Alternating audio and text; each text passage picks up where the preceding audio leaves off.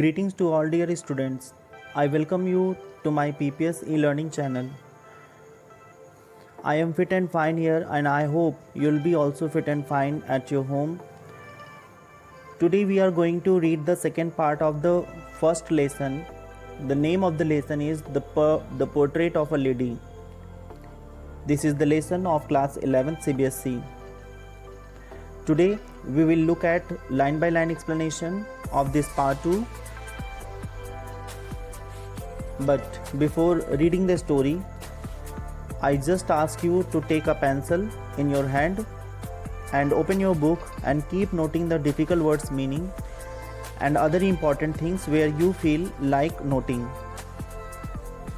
But before explanation of this story, I would like to tell you the recap of the story which we had in the first part of the video. This story, The Portrait of a Lady, is the story of the author and his grandmother. The grandmother was an old woman with a wrinkled face. ये कहानी author जो लेखक हैं और उनकी grandmother के बीच की कहानी है, जिसमें एक ग्रैंडसन और ग्रैंडमदर के बीच में क्या रिलेशन होता है, कितना उनमें क्लोजनेस होती, कितने वो उनमें घनिष्ठता होती है, उसके बारे में बताता है. ऑथर की जो ग्रैंडमदर हैं उनके फेस पे झुर्रियाँ हैं, वो काफ़ी वृद्ध हैं. The author had always seen her like this for the last 20 years. और ऑथर ने उनको पास्ट 20 ईयर्स, बीते हुए 20 साल में एकदम ऐसे ही देखा है जैसे वो अभी प्रेजेंट में दिखाई देती हैं. She appear to be so old that he could not imagine her being young and pretty. और वो जैसे कि ऑथर को कई सारे लोग बताते हैं कि उसकी ग्रैंडमदर बहुत पहले यंग और प्रिटी थी, लेकिन ऑथर को ये बात उसको बिल्कुल बिलीव नहीं होता है कि उसकी ग्रैनी कभी भी यंग या प्रिटी रही होंगी. इवन वो ये भी सोचता है कि वो तो कभी यंग और प्रिटी रही भी नहीं होंगी और उनकी मैरिज ही नहीं होगी, उनके हस्बैंड ही नहीं हुए होंगे. The author had seen his grandmother portrait an old man with the turban and the author had seen his grandfathers portrait. Author ने अपने ग्रैंडफादर की पोर्ट्रेट को देखा है जो कि एक ओल्ड मैन है एंड विद द टर्बन, उनके हेड पे टर्बन है और वो एक लूज गारमेंट पहने हुए हैं और उनकी जो बियर्ड है वो काफ़ी जो है लॉन्ग है और वो वाइट है जो कि उनके पूरे चेस्ट को कवर करती है. And that shows that he is 100+. ऐसा लगता है कि जैसे वो 100 साल से ज़्यादा के हैं. और वहाँ पे ग्रैंडफादर के लिए ऑथर जो है उसको एग्जैजरेट करता है कि वो इतने ज़्यादा वृद्ध हैं कि उनके ना तो वाइफ होगी ना बच्चे होंगे, उनके सिर्फ क्या होंगे, ग्रैंड चिल्ड्रन होंगे, वो इतने बुढ़े हो चुके हैं. और उसके बाद ऑथर बताता है कि ग्रैंडमदर जो है वो कैसी थी. सी वॉज ओल्ड, वो काफ़ी बुढ़ी थी और वो जो है सफ़ेद साड़ी पहना करती थी, वो वाइट ड्रेस पहना करती थी, उनके हेयर्स भी सफ़ेद थे. और उसको जो है विंटर लैंडस्केप से ऑथर जो है कंपेयर करता है कि उनका जो ड्रेस था वो स्पॉटलेस वाइट कलर में रहता था और उनका वन हैंड जो है that was on her waist, उनके वेस्ट पे, उनके कमर पे रहता था. And in the other hand was counting the beads of her rosary. और जो दूसरा हाथ था वो रोजरी बीट्स को जो है, जो मोतियों की माला होती है उसमें वो जाप करती रहती हैं और उस पे हाथ उनकी उंगलियां चलती रहती थी. इनिशियल डेज़ में क्या होता है कि जब ऑथर बहुत छोटा रहता है तो उसकी ग्रैंडमदर से उसका बहुत अच्छा रिलेशन होता है और वो उसको जो है सुबह उठाया करती थी और उसको स्कूल के लिए रेडी करती थी. फिर दोनों स्कूल साथ में जाया करते थे. ब्रेकफास्ट में उसकी ग्रैंडमदर उसको एक स्टील चपाती और उस पर बटर और शुगर स्प्रिंकल करके दिया करती थी. रास्ते के लिए वो जो है स्ट्रे डॉग्स के लिए कुछ और स्टील चपातीज़ लेके जाया करती थी और वो डॉग्स को दिया करती थी. और फिर वो लोग स्कूल जा कर के ऑथर वहाँ पर स्कूल में अल्फ़ाबेट सीखता था और ग्रैंडमदर जो है वो कुछ स्पिरिचुअल बुक्स को रीड किया करती थी. और फिर जब स्कूल की छुट्टी हुआ करती थी दोनों एक साथ में वापस आते थे और आते समय डॉग्स को जो है चपातीज़ दिया करते थे. और फिर वहाँ पर ग्रैंडमदर जो है उसको उसकी स्टडी में भी हेल्प किया करती थी. लेकिन तभी कुछ समय बाद क्या होता है कि एक टर्निंग पॉइंट आता है उनके रिलेशन में, जहाँ पर ऑथर को छोड़ करके मतलब गांव को छोड़ करके वापस शहर जाना होता है, जहाँ पे ग्रैंडमदर भी उसके साथ में जाती हैं और दोनों शहर के लिए चले जाते हैं. ऑथर जब शहर पहुँचता है तो उसका एक एडमिशन जो है इंग्लिश मीडियम स्कूल में होता है और फिर ग्रैंडमदर उसके साथ में नहीं जाती हैं, वो घर पे ही स्टे करती हैं और वो बाहर घर के नहीं जा पाती हैं. पहले गांव में क्या होता था, वो डॉग को फीडिंग किया करती थी, लेकिन अब बाहर वो नहीं निकल पाती घर में, तो वो घर में, शहर के घर में जो है सिर्फ जो स्पैरोज आती हैं कोर्टयार्ड में, आंगन में जो स्पैरो आया करती थी, तो उन्हीं को वो खिलाया करती थी। This was all about the first part, यही मैंने आपको फर्स्ट पार्ट में अब तक पढ़ाया था।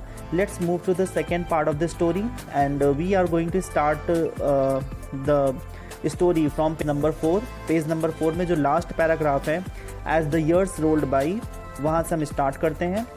सो let's read the story. Last paragraph of the page number 4। As the years rolled by, we saw less of each other. For some time, she continued to wake me up and get me ready for school. When I came back, she would ask me what the teacher had taught me. Rolled by, years rolled by, that means as the time passed. So, as the years passed in the city, their interaction reduced. जैसे समय बीतता गया तो वैसे दोनों के बीच में, grand mother और ग्रैंडसन के बीच में जो इंटरेक्शन था वो कम होता गया। For some times he continued to wake me up, कुछ समय तक वो जो है उसकी ग्रैंड मदर उसको सुबह उठाया करती थी। And would get him ready for school, और उसको स्कूल के लिए तैयार करती थी। And when he came back, she would ask him what the teacher had taught him. और जब वो स्कूल से वापस आता था तब वो पूछा करती थी कि स्कूल में क्या स्टडी हुई, क्या पढ़ाई हुई, उसके स्टडी के बारे में भी पूछा करती थी कि what he had learned in the school that day, कि उसने स्कूल में क्या सीखा। I would tell her English words and little things of western science and learning, the law of gravity, Archimedes principle, the world being around etcetera. This made her unhappy. और जब वो वापस आया करती थी, जब वो वापस स्कूल से आया करता था, तब वो उससे पूछा करती थी क्या पढ़ाया गया, तब वो कुछ इंग्लिश में जो है आंसर करता था। वो बताता था कि उसको जो है कुछ साइंटिफिक टर्मिनोलॉजी में जो है उसको आर्किमिडीज पढ़ाया गया है, आर्किमिडीज का प्रिंसिपल पढ़ाया गया, और कुछ ज्योग्राफी के बारे में बताया गया। तो जब इन सब चीज़ों को वो सुना करती थी तो दैट मेड हर अनहैप्पी, इससे वो क्या होती थी, बहुत दुखी हो जाती थी, क्योंकि ग्रैंड मदर कुछ और भी चाहती थी जो स्कूलों में नहीं होता था। She did not believe in the things they taught at the English school and was distressed that there was no teaching about God and the scriptures. Okay, तो यहाँ पे क्या था कि वो बहुत डिस्ट्रेस, बहुत ही एक्सट्रीमली उनको पेन होता था, बहुत ही उनको वो दुखी हुआ करती थी कि स्कूल में गॉड के बारे में और जो मैथोलॉजी की स्क्रिप्चर्स हैं, जो हॉली बुक्स हैं, उसके बारे में कुछ नहीं बताया जाता है, भगवान से रिलेटेड कोई भी टीचिंग स्कूल में नहीं दी जाती। तो इस बात को वो जान करके बहुत ज़्यादा डिस्ट्रेस होती थी, बहुत ज़्यादा उनको ये पेनफुल होता था उनके लिए कि जो है स्कूल में भगवान के लिए कोई भी टीचिंग नहीं दी जाती है। She was one day I announced that we were being given music lessons। और एक दिन क्या हुआ कि ऑथर ने अपनी ग्रैंड मदर को ये भी बताया कि उनके स्कूल में म्यूज़िक लेसन भी पढ़ाया जाता है। She was very disturbed on that day। और उस दिन क्या हुआ, वो बहुत डिस्टर्ब हुई है बात सुन करके, because to her music and lewd association, क्योंकि जो म्यूज़िक होता है, ल्यूड एसोसिएशन में क्या होता है, इंडिसेंट और ऑब्सीन। इंडिसेंट और ऑब्सीन मतलब क्या होता है कि बहुत ही भद्दा, बहुत ही नीचे स्तर का कार्य, क्योंकि ग्रैंड मदर के नज़र में म्यूज़िक, गाना गाना और इस तरह से जो है म्यूज़िक सीखना, ये एक बहुत ही उनके लिए एक नीचे स्तर का काम था, बहुत ही ऑब्सीन वर्क था, बहुत ही ये इनडिसेंट वर्क था। तो इसको जान करके उनको बहुत ही वो डिस्टर्ब हुई, बहुत ज़्यादा उनको तकलीफ़ हुई। It was the monopoly of harlots and beggars and not meant for gentle folk. और उन्होंने ये बताया कि ये जो वर्क है म्यूज़िक का या डांस का, ये क्या है, ये एक हार्लट्स मीन्स क्या होता है कि जो मतलब ऐसे बेगर्स होते हैं या जो प्रॉस्टिट्यूट होते हैं, ये सब उनका काम है। वो लोग इस तरह से जो है म्यूज़िक करते हैं और डांसिंग करते हैं। ये किसी जेंटल फोक का काम नहीं है। जेंटल फोक मीन्स क्या होता है, पीपल ऑफ नोबल बर्थ, जो अच्छे घरों के लोग हैं, उनका काम ये नहीं होता कि वो म्यूज़िक या डांस करें। She said nothing but her silence meant disapproval. उन्होंने इस बात पे कुछ ऐसे मतलब कुछ कहा नहीं, लेकिन उनका ये साइलेंस ये प्रूव कर रहा था कि वो इस चीज़ को डिसअप्रूव करती हैं। She rarely talked to me after that, और उस इंसिडेंट के बाद जब ऑथर ने उनको बताया कि स्कूल में म्यूज़िक सिखाया जाता है, तो उसके बाद से ग्रैनी बहुत ही रेयरली, बहुत ही मतलब कम ऐसा टाइम होता था जब वो ऑथर से बात किया करती थी। When I went up to university, I was given a room of my own। और जब ऑथर जो है यूनिवर्सिटी जाने लगे, जब वो यूनिवर्सिटी में उनकी पढ़ाई होने लगी, क्योंकि जैसे जैसे वो बड़े होते गए तो ऑथर क्या वो उन्होंने कॉलेज अपना कंप्लीट किया और फिर वो यूनिवर्सिटी जाने लगे, तो he had a room of his own, तो वो एक अपना अलग कमरे में रहा करते थे। तो जो एक कॉमन लिंक था, the common link of friendship was snapped, तो जो उनकी ग्रैंडमदर और उनके बीच में एक जो कॉमन लिंक था, फ्रेंडशिप का एक जो लिंक था, that they share same room, जैसे कि वो सब एक रूम में रहते थे और ग्रैंडमदर कभी कभी उठाया करती थी, स्टडी के बारे में पूछती थी। So that was snapped. तो स्नैप्ड मतलब यहाँ पे क्या होता है कि that was ended, that break suddenly and completely, वो पूरी तरह से क्या वो टूट गया, उन दोनों के बीच में कोई जो है अब रिलेशन नहीं रह गया जहाँ पे वो एक दूसरे से बात करें। तो उनकी फ्रेंडशिप क्या हुई, the friendship came to end, उनकी फ्रेंडशिप जो है एक अंत पे आ गई। और my grand mother accepted her seclusion with resignation, और जो ग्रैंड मदर का एक सेक्युलिज्म है, सेक्युलिज्म मीन्स यहाँ पे क्या है कि जो ग्रैंड मदर का एक the state of being private and away from the people, seclusion means क्या होता है कि एक ऐसी अवस्था जहाँ पे आप बहुत ही प्राइवेट, जहाँ पे आप बिल्कुल अलग रहें और लोगों से दूर रहें, तो ऐसे स्टेट को क्या बोलते हैं, सेक्युलिज्म। तो एक सेक्युलिज्म, और वो बिल्कुल accepted her seclusion with resignation, resignation means क्या होता है कि the grand mother had accepted that she has to live alone, अब उनको अकेले रहना है, and she accepted the separation from the grandson, अपने ग्रैंडसन से जो एक मतलब सेपरेशन हुआ, उनका जो एक अलगाव हुआ, उसको उन्होंने स्वीकार किया और वो अकेले रहना शुरू कर दी। She rarely left her spinning wheel to talk to anyone, और वो बहुत ही रेयरली, बहुत ही कम ऐसा चांस होता था जब वो अपने स्पिनिंग व्हील को छोड़ करके वो कोई मतलब किसी से बात करें, नहीं तो वो क्या करती थी, वो अपने जो स्पिनिंग व्हील है, जो चरखा है, उसमें सिर्फ वो सूत काटती रहती थी और वो किसी से बात नहीं करती थी। From sunrise to sunset she sat by her wheel spinning, और सुबह से, सनराइज मीन्स क्या होता है एकदम सुबह से ही वो शाम तक जो है, जब तक सूर्यास्त होता था तब तक वो बस वही चरखा पे ही जो है वो स्पिनिंग करती रहती थी। एंड रिसाइटिंग प्रेयर्स, और अपनी प्रेयर्स को रिसाइट मतलब अपने प्रेयर का रेसिटेशन करती रहती थी, और वो वहीं चरखे पे बैठी रहती थी और किसी से बात नहीं करती थी। Only in the afternoon she relaxed for a while to feed the sparrows, खाली दोपहर के समय थोड़ा सा अपने आप को फ्री करती थी, because she has to feed the sparrows, क्योंकि वो गौरैया को कुछ जो है चारा खिलाती थी, तो उस समय वो फ्री होती थी। बाकी पूरे टाइम जो है वो सिर्फ चरखे पे बैठ करके बस प्रेयर जो है गुनगुनाती रहती थी, भगवान की प्रेयर करती रहती थी और वो चरखे को चलाती रहती थी। While she sat in the veranda breaking the bread into little bits, hundreds of little birds collected round her, creating a veritable bedlam of chirpings.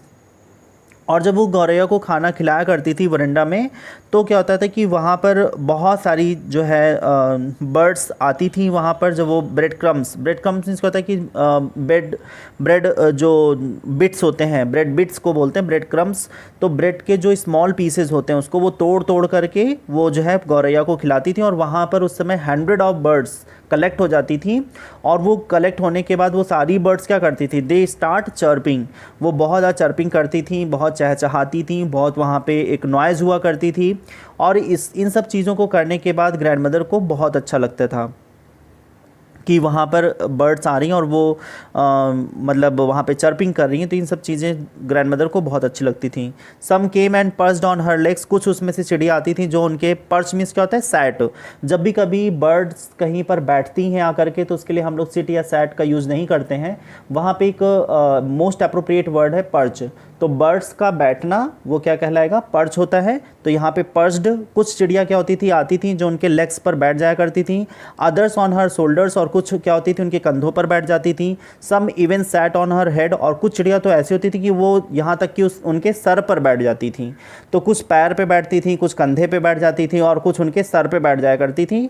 तो मतलब ये क्या था, this is showing the affection of grand mother to the birds, कि birds जो है उनकी कितनी अफेक्शनेट थी और बर्ड्स के लिए ग्रैंडमदर कितनी अफेक्शनेट थी और कितनी ज़्यादा वो उन दोनों के बीच में एक स्नेह था, एक प्रेम था, जहाँ पर दोनों चिड़िया और दादी जो है दोनों के बीच में कोई डिफरेंस नहीं था। चिड़िया जो है कोई बिल्कुल भी डरती नहीं थी, वो आकर के उनकी गोद में बैठती थी, उनके पैर पे बैठती थी, उनके शोल्डर्स पे, उनके कंधों पे बैठती थी, उनके हेड पे बैठती थी। तो बिल्कुल भी चिड़िया जो है डरती नहीं थी, वो उनका बहुत ही ज़्यादा अफेक्शन था और वो ग्रैंडमदर को बहुत चाहती थी। Some even sat on her head, she smile but never shooed them away. वो जब चिड़िया ऐसा करती थी तो ग्रैंडमदर क्या करती थी, वो बस स्माइल करती थी, वो मुस्कुराती थी और वो कभी भी उन चिड़ियों को उड़ाती नहीं थी। सी नेवर सूड, सूड मीन्स क्या होता है, make a person or animal go away by shouting or by moving the hand, hand को मूव करके या जो है चिल्ला करके, शू शू करते हैं, भगा देते हैं इस तरह से करके। तो इस तरह से वो कभी भी नहीं करती थी ग्रैंडमदर, वो कभी भी चिड़िया को भगाती नहीं थी। It use to be the happiest half hour of the day for her. और ये जो है पूरे दिन का जो ये आधा घंटा समय रहता था जहाँ पे वो बर्ड्स के साथ में स्पेंड करती थी, ये उनके पूरे दिन का सबसे खुशहाल एक टाइम उनका हुआ करता था। सबसे मतलब एक खुशी होने का समय होता था जब वो चिड़िया के साथ में होती थी। तो that was the happiest our of the day. वो दिन का जो है पूरे होल डे का जो है वो सबसे सुनहरा, सबसे मतलब सुखद उनके लिए वो समय हुआ करता था। When I decided to go abroad for further studies, I was sure my grandmother would be upset. जब ऑथर ने ये डिसाइड किया कि अब उनको जो है उनकी कॉलेज की पढ़ाई पूरी हो गई है, अब उनको आगे की पढ़ाई के लिए अब्रॉड जाना है, तो उनको ये बिल्कुल एकदम वो श्योर थे कि उनकी ग्रैंडमदर क्या होगा, थोड़ी सी इसको लेकर के वो सेंटिमेंट होंगी, थोड़ी सी वो जो है उनको इमोशनल फीलिंग होगी, बहुत ज़्यादा वो परेशान होंगी, अपसेट होंगी। तो ये ऑथर को ये बात पता थी। I would be away for 5 years, और यहाँ पे ऑथर क्या था, 5 साल के लिए बाहर जा रहा था। And at her age one could never tell, और दादी कितनी ज़्यादा एज हो गई थी कि उसकी बात हो ही नहीं सकती है। बिल्कुल ये एक्सपेक्टेशन नहीं थी कि 5 साल के बाद दादी रहेंगी। तो ये थोड़ा सा जो एक दूसरे से जो सेपरेट हो रहे थे, अलग हो रहे थे 5 साल के लिए, उसमें बहुत सारे चीज़ों का डर भी था कि दादी जो है 5 साल के बाद वो रहेंगी कि नहीं रहेंगी, क्योंकि वो बहुत ही ओल्ड हैं।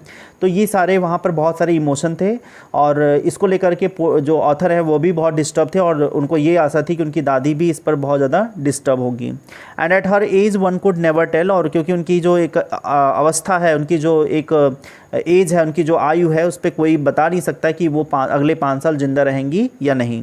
But my grand mother could, लेकिन उनकी ग्रैंडमदर थी, सी वॉज नॉट इवन सेंटिमेंटल, और मतलब उनकी दादी रह सकती थी, मतलब उनकी दादी जिंदा रह सकती थी, क्योंकि वो थोड़ी सी भी वो सैड नहीं थी, थोड़ी सी भी जो है वो इमोशनल उनके अंदर फीलिंग नहीं दिखाई दे रही थी, वो बिल्कुल भी ऐसी कोई परेशानी अपने फेस पर शो नहीं कर रही थी। She came to leave me at the railway station but did not talk or show any emotion. दादी जो है ऑथर को छोड़ने के लिए रेलवे स्टेशन तक गई और उन्होंने बिल्कुल भी कोई इमोशन, कोई भी जो है ऐसी भावना उन्होंने अपने चेहरे पर नहीं दिखाई। हर लिप्स मूव्ड इन प्रेयर, उनके बस लिप्स पर क्या हो रही थी, प्रेयर का रेसिटेशन चल रहा था। She was just murmuring the words of prayer, वो प्रेयर के वर्ड्स को मर्मर कर रही थी।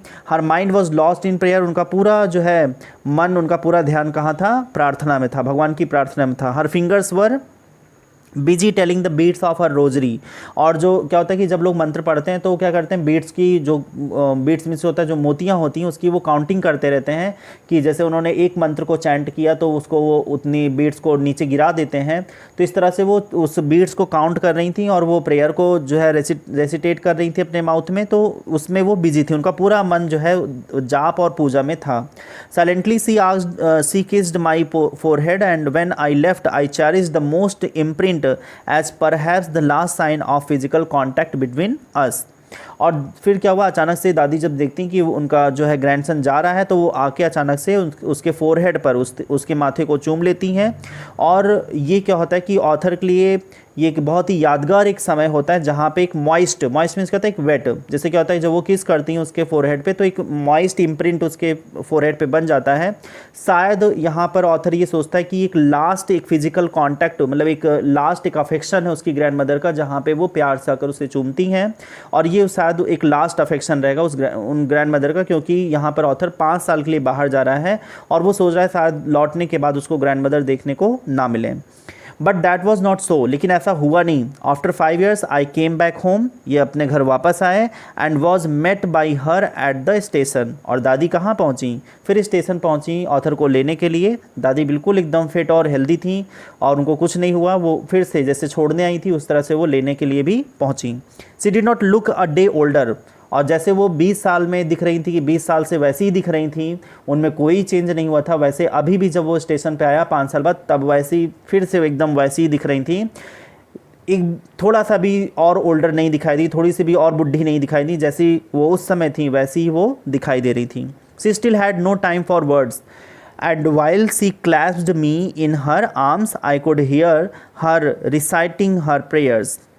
She still had no time for words. It means क्या होता है कि अभी भी जब वो दोबारा स्टेशन पर लेने आई तो फिर से उनके पास कोई भी समय नहीं था, उनके पास कोई शब्द नहीं थे, वो कुछ बोल नहीं रही थी, बात नहीं कर रही थी। And while she clasped me in her arms, बस उन्होंने क्या किया, अपने बाहों में बस उसको मतलब ऑथर को उन्होंने पकड़ लिया। I could hear her reciting her prayers. It means क्या हुआ कि उन्होंने अपने बाहों में गले लगाया और बस वो प्रेयर्स को वो रिसाइट कर रही थी, वो प्रेयर रीड कर रही थी। Even on the first day of my arrival her happiest moments were with her sparrows whom she fed longer and with frivolous rebukes। और यहाँ तक कि ये उनका क्या था, even on the first day of my arrival, 5 साल के बाद यहाँ पे ऑथर वापस आया था घर पर, लेकिन फिर भी उस दिन भी जो है दादी का जो है सबसे जो हैप्पीएस्ट मोमेंट था, सबसे सुखद जो एक पल था पूरे दिन में, वो ये था कि जब वो स्पैरोज़ को फीड करती थी, जब स्पैरो को खिलाया करती थी, तो उस समय वो उनका क्या होता था, सबसे सुखद एक मोमेंट होता था पूरे दिन का। whom she had longer and with frivolous rebukes, जहाँ पर वो फेड करती थी काफ़ी लंबे समय तक, काफ़ी देर तक वो चिड़ियों को खिलाती थी। with frivolous rebukes, frivolous रिब्यूक्स means होता है नॉट सीरियसली स्कॉल्डिंग, बहुत ही सीरियस स्कॉल्ड नहीं करती थी चिड़ियों को, बहुत ज़्यादा मतलब गुस्से में नहीं डांटती थी, बस ऐसे प्यार से जो है चिड़ियों को डांटती थी और उनको फीड करती थी, उनको दाना चुगाती थी। In the evening a change came over her, she did not pray, she collected the women of the neighborhood, got an old drum and started to sing. In the evening, शाम के समय क्या हुआ कि we got a little change, मतलब author को थोड़ा सा चेंज मिला, उनके अंदर एक थोड़ा सा परिवर्तन दिखाई दिया। She did not pray, तो जो एक रेगुलर उनकी रूटीन होती थी कि रेगुलर रूटीन में वो शाम को प्रेयर करती थी, गॉड की प्रेयर करती थी, तो वो उसको ना करके she collected few women from the neighbourhood, उन्होंने पड़ोस से जो है कुछ महिलाओं को बुलाया। And she got a drum, उनको एक ढोल दिया। And started singing with them, और फिर उनके साथ गाना गाना शुरू कर दिया। For several hours she thumped the sagging dilapidated drums, कुछ मतलब क्या कहते हैं, कुछ समय तक जो है, थम्ड मीन्स क्या होता है हिट करना, और सैगिंग मीन्स क्या होता है सिंकिंग डाउनवर्ड्स। उन्होंने कुछ घंटों क्या किया, थम्ड द सैगिंग, उन्होंने जो है सैगिंग किया skin of the dilapidated drum and sang of the homecoming of warriors, और उन्होंने कुछ देर तक जो है ढोलक को बजाया और उस ड्रम को जो है प्ले करके उन्होंने जो है गाना गाया। और वहाँ पे गाना में क्या था, जैसे सभी जो है एक कोई वॉरियर, पहले जो है ओल्ड टाइम में क्या होता था कि जैसे युद्ध को जीत करके जब कोई राजा वापस आता था तो उसकी खुशी में लोग जो है काफ़ी खुशियाँ मनाते थे, गाना गाते थे और डांस करते थे और उस विजय का पूरा जश्न मनाते थे। तो उसी तरह से जैसे 5 साल बाद जब ऑथर घर पे वापस आया तो उन्होंने भी जो है बहुत महिलाओं को, मतलब आसपास की महिलाओं को बुला करके अच्छे से संगीत किया, और जैसे ऐसा लगता है कि जैसे कोई योद्धा वापस आया है, घर वापस आया है, उसके स्वागत में उसी ढंग से वो गाने को प्रस्तुत कर रही थी। We had to persuade her to stop to avoid over straining, और इन लोगों को वहाँ पर मतलब ऑथर को या उनके पेरेंट्स को ये जाना था because she was over doing something, वहाँ पे वो कुछ ओवर डूइंग कर रही थी। ओवर डूइंग मीन्स क्या होता है, she was beating the drums, वो ड्रम्स को हिट कर रही थी, and she was singing also, तो it was a overstraining for her, ये उनके लिए कुछ ओवर डूइंग हो रहा था, काफ़ी ज़्यादा मतलब ज़्यादा हो रहा था उनके लिए, क्योंकि वो काफ़ी वृद्ध थी और काफ़ी कमज़ोर भी थी, तो इस तरह से जो इतना काम कर रही थी उनके लिए ओवर स्ट्रेनिंग था। That was the first time since I had known her that she did not pray, और ये पहली बार उनके जीवन में हुआ जहाँ पर उन्होंने इवनिंग प्रेयर को स्किप करके इस तरह से अपने ग्रैंडसन के वेलकम में उन्होंने इस तरह से जो है किया, ये पहली बार उनके लिए हुआ था, मतलब उन्होंने प्रेयर नहीं की उस दिन। The next morning she was taken ill, और दूसरे सुबह क्या हुआ, वो बीमार पड़ गई। It was a mild fever and the doctor told us that it would go. एक बहुत ही हल्का बुखार उनको आया हुआ था और डॉक्टर ने ये सांत्वना दी कि बहुत जल्दी जो है ठीक हो जाएगा, ये बुखार सही हो जाएगा और इससे कोई दिक्कत नहीं है, तो डॉक्टर ने इतना जो है कंसोल किया। But my grand mother thought differently, लेकिन उनकी ग्रैंड मदर का सोचना कुछ अलग ही था। सी told us that her and was near, grand mother ने सबको बताया कि अब उनका समय नज़दीक आ गया है। And she said that since only a few hours before the close of the last chapter of her life, और उन्होंने यह बात जो है बस अपनी मृत्यु से कुछ समय पहले ही बोली। Last chapter of her life मतलब क्या होता है, मृत्यु से, अपनी मृत्यु से बस कुछ ही घंटों पहले उन्होंने बता दिया था कि उनका समय अब आ चुका है। She had omitted to pray, क्योंकि उन्होंने जो है प्रेयर कल शाम को नहीं की, उन्होंने प्रेयर को स्किप कर दिया, इसलिए अब उनका जो है समय नज़दीक आ चुका है। She was not going to waste any more time talking to us, और वो जो है बिल्कुल भी अपना कोई समय वेस्ट नहीं कर रही थी, बिल्कुल भी अपना समय व्यर्थ नहीं कर रही थी बात करने में, बल्कि वो क्या कर रही थी, सी वॉज डूइंग द प्रेयर, जो जाप करती रहती थी वो उसको करने लगती हैं। We protested but she ignored our protest, सभी लोग जो है रोकने की कोशिश करते हैं कि सब मतलब वो ऐसा कुछ ना करें, बात को मान जाएं, लेकिन वो किसी की बात को नहीं मानती हैं। She protested, she express objection against the family members, उन्होंने एक ऑब्जेक्शन किया कि नहीं वो इस बात को नहीं मान सकती हैं, उन्होंने प्रेयर अपनी कंटिन्यू की। She lay peacefully in bed praying and telling her beads, वो जो है बहुत ही शांति के साथ अपने बिस्तर पर लेटी हुई थी और बीट्स थी, जो रोजरी बीट्स थी, उसको जो है वो काउंट कर रही थी और अपनी प्रेयर को रीड कर रही थी। Even before we could suspect, और यहाँ तक कोई किसी को संदेह होता, किसी को ये मतलब ये कुछ आशा होती या कोई संदेह होता, डाउट होता, हर लिप्स स्टॉप्ड मूविंग, तभी अचानक से क्या हुआ, उनके ओंठ जो है जो प्रेयर रीड कर रहे थे वो अचानक चलना बंद कर दिए। The rosary felt from her lifeless fingers, और उनकी बिल्कुल लाइफलेस फिंगर्स जिसमें बिल्कुल जान नहीं थी, बेजान उंगलियों से वो माला जो है नीचे गिर पड़ी। A peaceful pallor spread on her face and we knew that she was dead. Pallor means क्या होता है कि अनहेल्दी पेल अपीयरेंस, मतलब एक पीलापन जो होता है, उनके पूरे चेहरा एकदम उनका पीला पड़ जाता है, और we knew that she was dead, और सबको फिर ये लगता है कि अब ये इनकी मृत्यु हो चुकी है। We lifted her off the bed and as is customary laid her on the ground and covered her with a red shroud, और जैसे कि एक परंपरा है, एक कस्टमरी है, एक ये हम लोग का ट्रेडिशन है कि उनको जो है बेड से नीचे उतारा गया और फिर उनको ले जा कर के एक जो है the ground and covered her with a red shroud, उन्होंने जो है सब उनको जो है ज़मीन पर लेटा दिया, उनको एक रेड श्राउड, एक लाल जो है, श्राउड मीन्स क्या होता है, कफन, जो डेड बॉडी पे कवर किया जाता है उसको क्या बोलते हैं, श्राउड, और सब लोगों ने उनको एक लाल कपड़े से जो है कवर कर दिया गया। After a few hours of mourning, we left her alone to make arrangements for her funerals. After a few hours, और कुछ घंटों के बाद, of morning मीन्स क्या होता है कि जो हम लोग शोक मनाते हैं, जो शोक मनाया जा रहा था उसके कुछ समय के बाद, we left her alone, हम सभी ने उनको अकेला छोड़ दिया, to make arrangements for her funerals, की जो है सभी उनके फ्यूनरल्स का इंतज़ाम करें, उनके फ्यूनरल जो होगी उसका सब इंतज़ाम करें और मतलब उसको पूरा वो अरेंज करें। In the evening we went to her room, और सब लोग शाम को जो है मतलब फैमिली मेम्बर्स उनके रूम में गए, with a crude stretcher to take her to be cremated, और वहाँ पे क्रूड मीन्स क्या होता है कि जो एक रफली एक मेड होता है, उससे जो है उस पर जो है उनको स्ट्रेचर जो होता है जिस पे पेशेंट्स को ले जाते हैं और वापस ले आते हैं, तो उस पर उनको लाई डाउन किया गया, उनको लेटाया गया और उसके साथ में उनको बाहर लाया गया क्रीमेशन के लिए। क्रीमेशन मीन्स क्या होता है कि उनको बर्न करने के लिए। द सन वॉज सेटिंग, सूर्य जो है डूब रहा था, and had hit her room and veranda with the blaze of golden light, और उससे उनके पूरे कमरे में जो है उनके मतलब बरामदा में पूरी एकदम लाइट, जो सूर्य जब डूब रहा था तो पूरा उसकी ब्लेजिंग, उसकी शाइनिंग जो है, उसकी गोल्डन साइन जो है वो पूरे घर में पड़ रही थी। We stopped half way in the courtyard, और सब लोग जो है इन द कोर्ट यार्ड, सभी जो है आंगन में थोड़ा सा आगे आने के बाद रुक गए। All over the verandah and in her room right up to where she lay dead and stiff wrapped in the red shroud, thousands of sparrows sat scattered on the floor, और तभी जो है वहाँ पर क्या हुआ कि ऑल ओवर द वरेंडा, पूरे जो है बरामदे में, एंड इन हर रूम, और उनके इवन कमरे में भी, वहाँ पर हर जगह क्या था, जहाँ पे उनकी डेड बॉडी लिटाई गई थी वहाँ पर बहुत सारी जो है स्पैरोज, बहुत सारी चिड़िया जो है आकर के बैठ गई थी और वो फ्लोर पर दूर दूर बैठी हुई थी। देयर वॉज नो चर्पिंग, उस दिन वो चहचहा नहीं रही थी। दे वर फीलिंग सॉरी, वो बहुत ही उनको दुख महसूस हो रहा था फॉर द बर्ड्स, उन चिड़िया के लिए, and and my mother fetched some bread for them. और फिर क्या हुआ, वो ब्रेड के लिए बहुत ज़्यादा मतलब परेशान हो रही थी। तभी जो है ऑथर की मदर जो है कुछ ब्रेड क्रम्स, कुछ ब्रेड के छोटे छोटे बिट्स जो है लाती हैं और उसको तोड़ करके चिड़ियों को दे देती हैं कि चिड़िया बेचारी आई हैं, क्योंकि दादी रोज़ खिलाया करती थी और आज उनको नहीं मिल रहा है, तो वो क्या करती हैं, ब्रेड के छोटे छोटे टुकड़े करके ला के वहाँ पर देती हैं, जैसे उनकी ग्रैंड मदर दिया करती थी। And threw it to them, जैसे उनको वो खिलाती थी वैसे उनको भेजा गया।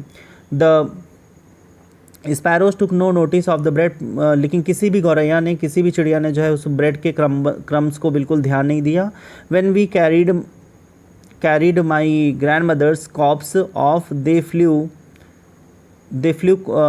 Away quietly. Next morning the स्वीट swept the bread crumbs into the dustbin. और फिर क्या हुआ कि जैसे ही ग्रैंड मदर की बॉडी जो है वो लोग घर से ले गए, जैसे वो उस कॉप्स को, जैसे उनकी लाश को जो है घर से ले गए बाहर, दे फ्लू अवे क्वाइटली, तो सारी चिड़िया जितनी आई थी वो एकदम बहुत शांति से वहाँ से उड़ गई। सभी उड़ने के सब वहाँ उड़ गई। एंड नेक्स्ट मॉर्निंग, दूसरे सुबह क्या हुआ, the sweeper Swift the bread crumbs into the station into the dustbin. और जो स्वीपर था उसने क्या किया, उसने कुछ भी नहीं किया। सुबह उठ करके उसने बस जो ब्रेड क्रम्स था, क्योंकि वहाँ पे और कोई डस्ट और कोई भी जो है गार्बेज नहीं था, सिर्फ वहाँ पर क्या था, ब्रेड के क्रम्स, मतलब छोटे छोटे ब्रेड के जो है टुकड़े पड़े हुए थे, और उसने उसको स्वीपिंग करने के बाद डस्टबिन में रख दिया, उसको डस्टबिन में डाल दिया। सो इस तरह से जो है मतलब बर्ड्स ने अपना एक ग्रीफ शो की, जो है वो कितनी ज़्यादा दुखी थी सारी चिड़िया, और वो कितनी ज़्यादा परेशान थी ग्रैंड मदर को लेकर के। And this way we have come to an end of the story. Now you have to do all the NCERT questions which is given in the book, and the means other exercises which are in the group, and the questions which you won't get, you will let me know